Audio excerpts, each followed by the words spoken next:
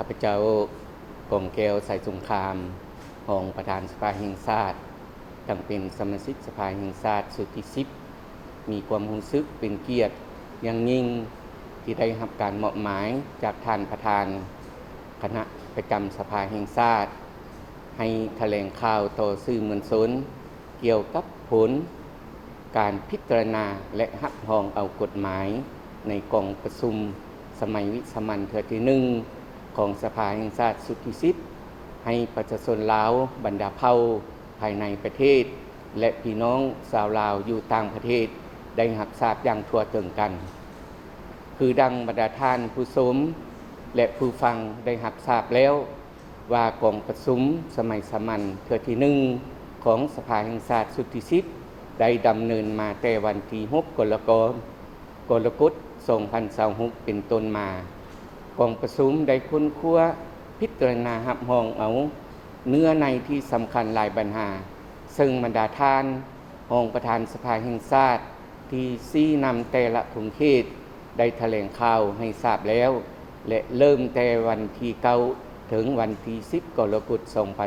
2026นี้กองประชุมได้สุ่มใส่พิจารณาประกอบคำเห็นใส่เนื้อใน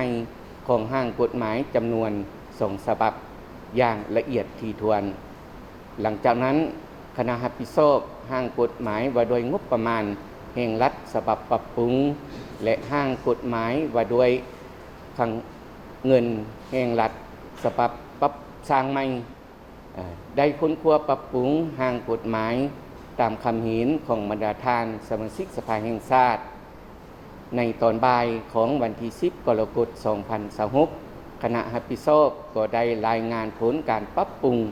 ตามคำเห็นของบรรดาท่านสมาชิกสภาแห่งชาติก่อนเสนอบรรดาท่านสมาชิกสภาแห่งชาติพิจารณาลงคะแนนเสียงรับรองเอากฎหมาย2ฉบับดังกล่าวด้วยการเห็นดีเป็นเสียงส่วนหลายบรรดาท่านผู้ชมและผู้ฟังที่นับถือและเพลงการพิจารณาและรับรองเอากฎหมายว่าด้วยงบประมาณแห่งรัฐฉบับปรับปรุง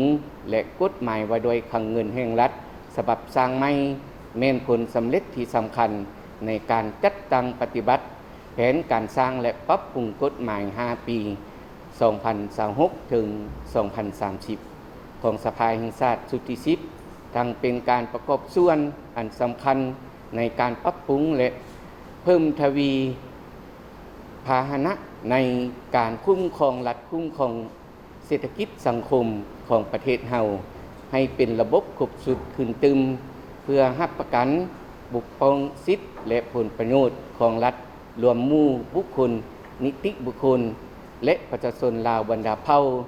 สกัดกั้นและต้านบรรดาปรากฏการณ์ย่อท้อที่เป็นพฤติกรรมการละเมิดกฎหมายอยู่ในสังคมประกอบส่วนในการสร้างรัฐเฮาให้เป็นรัฐประชาธิปไตยที่ปกครองโดยกฎหมายให้เข้มแข็งขึ้นเว้ารวมเว้าเฉพาะแม่นเพื่อรับประกันการคุ้มครองติดตามกวดกาเวียกงานงบประมาณแห่งรัฐให้มีประสิทธิภาพประสิทธิผลและรับประกันให้การรวมศูนย์งบประมาณแห่งรัฐมีความถูกต้องและสอดคล้องกับสภาพการขยายตัวของเศรษฐกิจสังคมในปัจจุบันบรรดากฎหมายเหล่านั้นถึงว่าได้รับรองเอาแล้วก็ตามกรรมาธิการกฎหมายและยุติธรรมยังจะได้สืบต่อสมทบกับบรรดากรรมาธิการเกี่ยวข้องของสภาแห่งชาติคณะรับผิดชอบแต่ละกฎหมายและภาคส่วนที่เกี่ยวข้องปรับปรุงเงียบเฮียงให้สำเร็จสมบูรณ์เพื่อรายงานคณะประจำสภาแห่งชาติก่อนเสนอท่านประธานประเทศพิจารณาออกรัฐธรรมรัฐประกาศใช้อย่างเป็นทางการตามระเบียบการที่ได้กำหนดไว้เพื่อรับประกันให้กฎหมาย2ฉบับที่ได้รับรองไปแล้วนั้นได้รับการจัดตั้งปฏิบัติเข้าสู่ชีวิตตัวจริงของสังคมข้าพเจ้าขอเรียกร้องให้บรรดากระทรวงองค์การเจ้าหน้าที่พนักงานของรัฐวิสาหกิจบริษัทเอกชนตลอดฮอดทุกชั้นคนในสังคมจงเอาใจใส่ค้นคว้าเผยแพร่เสื่อมซึม และกำแน่นเนื้อในกฎหมายเข้าร่วมการจัดตั้งปฏิบัติบรรดากฎหมายเหล่านั้นให้เกิดมีมากผลเป็นจริงหันเป็นสติและแบบแผนดำรงชีวิตของแต่ละคนครอบครัวการจัดตั้งหัวหน่วยวิสาหกิจทั้งภาครัฐและเอกชนข้าพเจ้าขอถือโอกาสนี้ต่างนายแก่คณะประจำสภาแห่งชาติขอแสดงความย่องโยชมเชยอย่างสุดใจต่อบรรดาท่านสมาชิกสภาแห่งชาติที่ได้เอาใจใส่ประกอบคำคิดคำเห็นอย่างต่างหน้าและกระทรวงการเงินก็ได้สูงใส่สร้างและปรับปรุงกฎหมาย2 ฉบับดังกล่าวถึงจะมีสภาพความยุ่งยากทางด้านเศรษฐกิจภายในสภาพการผันแปรของโลกและภาคพื้นแต่ก็บ่เป็นอุปสรรคทุกภาคส่วนล้วนแต่มีความรับผิดชอบในการปฏิบัติหน้าที่การเมืองของตนให้มีผลสำเร็จตามแผนการสมเสยนักข่าวสื่อมวลชนที่ได้ติดตามเก็บกำข้อมูลและออกข่าวการเคลื่อนไหวของสภาแห่งชาติให้ประชาชนลาวบรรดาเผ่า